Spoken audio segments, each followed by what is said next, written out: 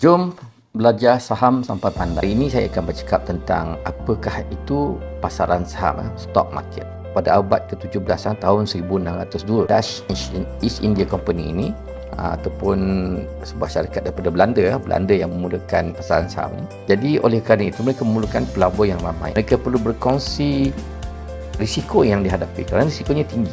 Taburannya besar dan risikonya tinggi. Di situlah timbulnya idea untuk mengeluarkan apa yang dinamakan sebagai saham. Kali ini saya akan bercakap tentang apakah itu pasaran saham, stock market. Kerana bila kita melabur, kita perlu faham apa yang kita labur. Jadi dari segi sejarah, pasaran saham ini ataupun saham dimulakan oleh Dutch East India Company. Kerana pada waktu itu, pada abad ke-17 tahun 1602, Dutch East India Company ini ataupun sebuah syarikat daripada Belanda yang memulakan pasaran saham ini, mereka memerlukan dana yang amat besar untuk membiayai pelayaran untuk menghantar kapal mereka untuk mencari perdagangan baru di dunia Asia Timur, di dunia Asia. Itulah yang kita tahu sekarang ni, sebenarnya ini adalah penjajahan. Tapi pada waktu itu, mereka cuba untuk mendapatkan dana yang besar. Dan tidak ada seorang pun yang cukup kaya mampu untuk membiayai pelaburan sebegini.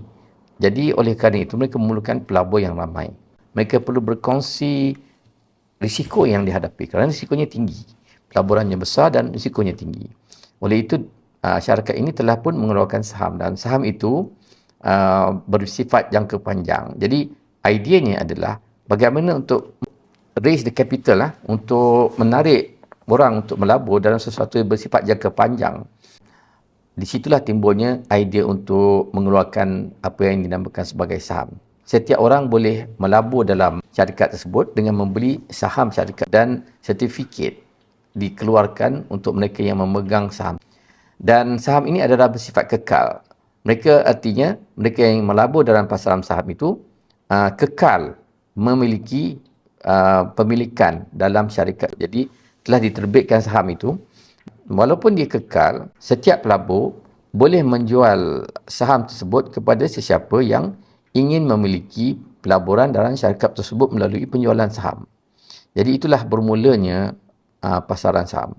Jadi, kita kena faham bahawa pentingnya pasaran saham ini ialah kerana ia adalah satu-satunya mekanisme ataupun mekanisme yang membolehkan perkembangan ekonomi dunia berlaku dengan pesat.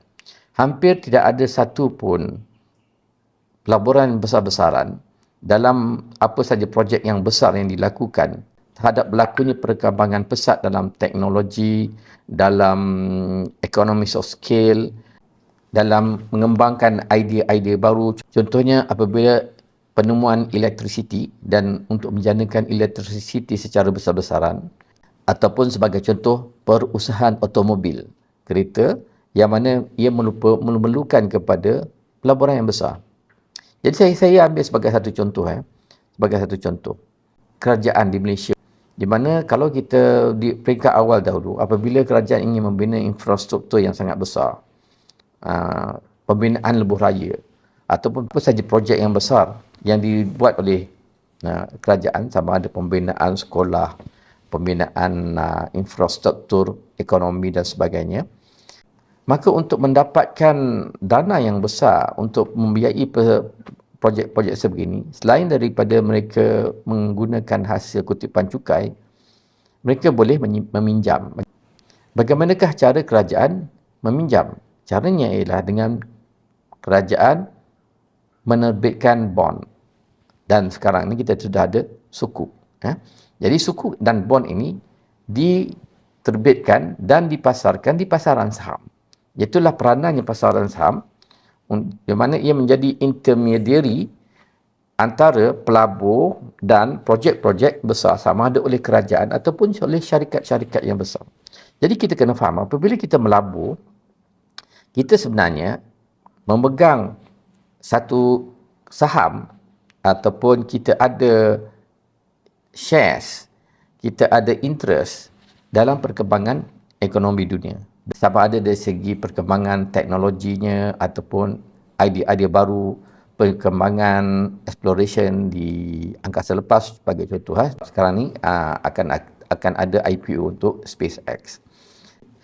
Apakah keuntungan bagi syarikat-syarikat ini apabila mereka tersenarai dalam pasaran saham?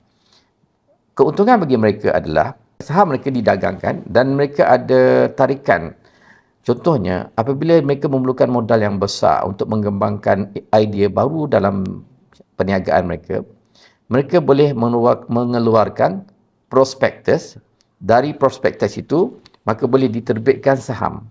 Jadi jika syarikat itu berreputasi tinggi dan prospektus itu menunjukkan pulangan yang baik, mereka dengan mudahnya dapat menjual saham itu di pasaran terbuka dan mendapatkan dana tersebut daripada pasaran saham. Selain daripada meminjam bank dan sebagainya lah. Ini adalah option yang baik.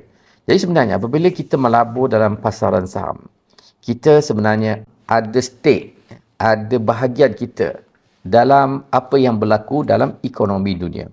Ekonomi dunia telah berkembang dengan begitu pesat semenjak daripada Perang Dunia Kedua dulu sehingga sekarang perkembangannya amat pesat.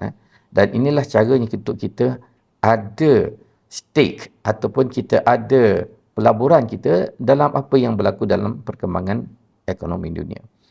Jadi adalah amat rugi kita sebagai orang awam jika sekiranya kita tidak mengambil bahagian dalam perkembangan ekonomi dunia yang sangat menguntungkan.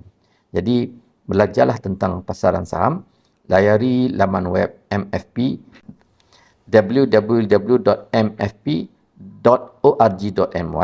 dan pelajari tentang bagaimanakah strategi yang baik tak selok-belok untuk memasuki pasaran saham. Dan insya-Allah kita akan ajar bagaimana untuk melabur dengan selamat dan menguntungkan.